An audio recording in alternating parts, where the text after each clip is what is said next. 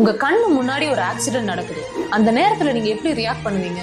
நான் இப்ப சொல்ல போறது உங்க லைஃப்ல ஒரு நாள் யாரையாவது சேவ் பண்ண ஹெல்ப் பண்ணும். சோ வீடியோவை மறக்காம சேவ் பண்ணிக்கோங்க. முதல்ல கிரௌட கண்ட்ரோல் பண்ணி ஆக்சிடென்ட் ஸ்பாட்ல ஒரு சேஃபான அட்மாஸ்பியரை கிரியேட் பண்ணுங்க.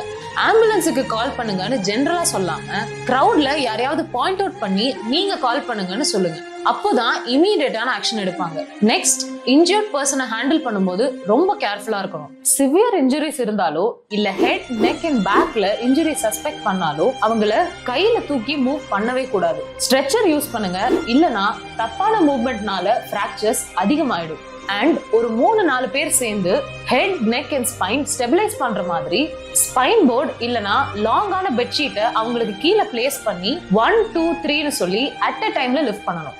ஆக்சிடென்ட்ல ஒருத்தரை ஹெல்ப் பண்ணணும்னு நினைக்கிறது நல்ல விஷயம் தான். ஆனா சரியான நாலேஜ் இருந்தாதான் நீங்க ஒருத்தரோட லைஃபை சேவ் பண்ண முடியும்.